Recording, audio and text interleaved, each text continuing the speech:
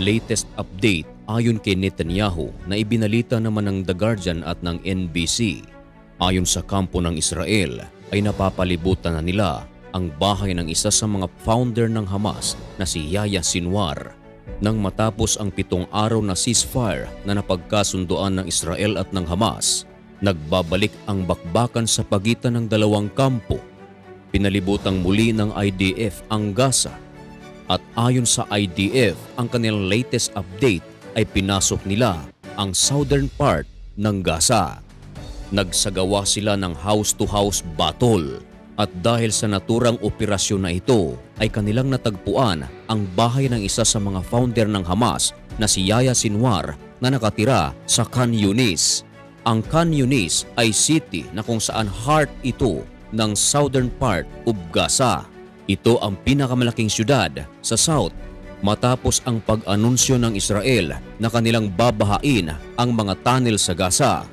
Nagkagulo rito ang Hamas sapagkat hindi nila ito inasahan at hindi sila sanay sa ganitong sitwasyon. Nagdulot ito ng malaking pinsala sa kampo ng Hamas at nahirapan din ang mga miyembro ng Hamas na patakasin ang kanilang mga lider at mga commanders nito. Samantala, nanawagan naman si Netanyahu sa United Nations na huwag manahimik sa ginagawang brutality ng Hamas. Connected din ito sa hindi pagsunod sa kasunduan ng Hamas sa Israel.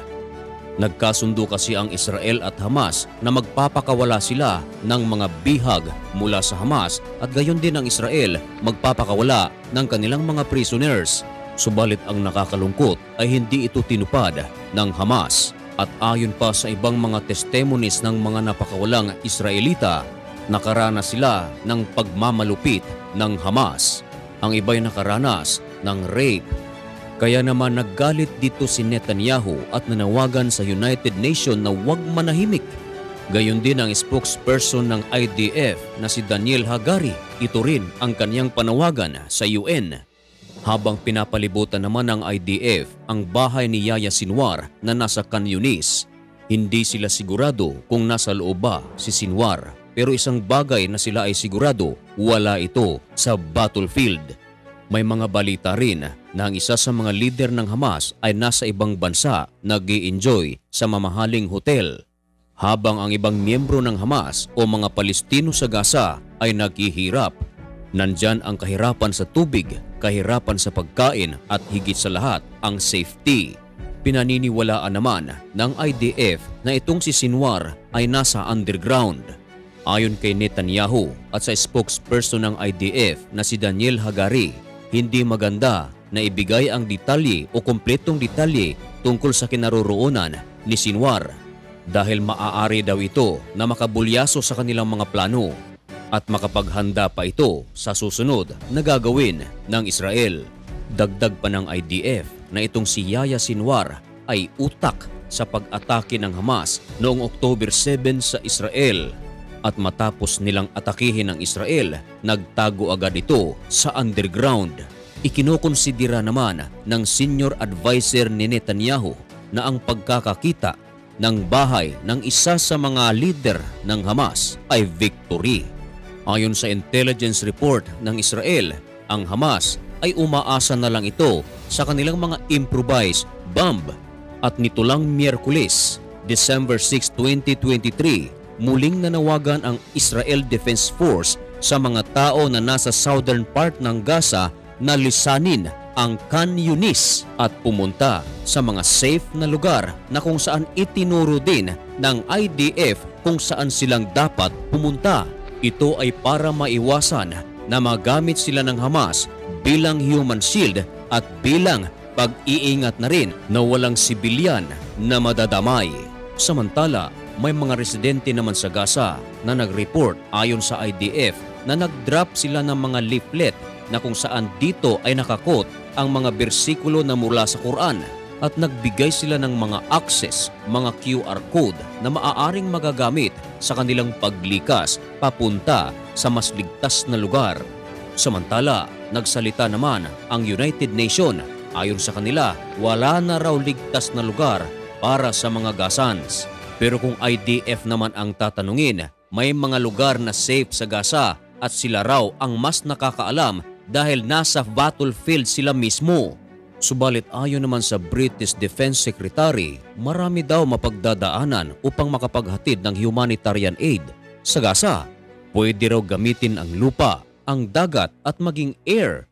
Ibig sabihin, may mga safe na lugar talaga. Samantala, ang Israelis Security Cabinet nag-agree naman na kailangan nilang maglagay uli ng mga fuel sa Gaza Strip. Ito ay hindi para mag-collapse ang mga humanitarian activities na manggagaling mula sa ibang bansa at maging ang mga ospital sa Gaza ay maka-operate pa rin. Ito ang bagong pahayag ng Prime Minister ng Israel. May mga pahayag din ang Secretary General ng United Nations na si Antonio Guterres na hindi nagustuhan ng Ambassador ng Israel na si Gilad Erdan. Noong nakaraang buwan ay nanawagan itong si Erdan na mag-resign itong si Guterres at sa pagkakataong ito muli niya itong sinambit na kinakailangang mag-resign si Guterres sa kanyang posisyon. Sa inyong tingin mga kaibigan, ano na kaya ang buhay na naghihintay para sa Hamas? Naniniwala ka ba na malapit nang maubos ang Hamas o naniniwala ka na hindi mauubos ang Hamas? May mga nagsasabi rin na magkukulap sila, subalit muli raw itong babangon at gagawa na naman ng ibang karahasan. At sa tanong na kung sino ang dapat mag-govern sa Gaza, ano ang inyong tingin? Kailangan ba na Israeli government ang mag-govern sa Gaza o mga Palestino? Gamitin ang comment section para sa ating mga opinyon. Hanggang dito na lamang ang videong ito. Hanggang sa muli at abangan ang mga bagong kaganapan sa Gaza. Baka naman pwedeng makahingi ng kaunting pabor, pasubscribe naman ng channel na ito, ang Usapang Banal, para maging updated ka sa ating mga future uploads. Nagpapasalamat ako sa lahat na nag-subscribe sa channel na ito, sa ating mga silent viewers at maging sa ating mga bashers. Ako ay nagpapasalamat sa inyo dahil sa inyong panunood ay ating naipagpapatuloy ang ating feeding program para sa mga kabataan. Every Saturday po yan dito sa aming lugar. Kaya nagpapasalamat ako sa Panginoon dahil kung wala kayo ay wala rin ang channel na ito. Kung baga, utang ko po ito sa inyo, kaya tanggapin niyo po ang aking pagpasalamat sa inyo. Saan man kayong dako naroroon sa mundo, mag-ingat po kayo, magdasal palagi, tumawag palagi sa taas, kontakin ang mga pamilya. At sa mga nasa Pilipinas, may God bless you. Thank you so much for watching. Goodbye.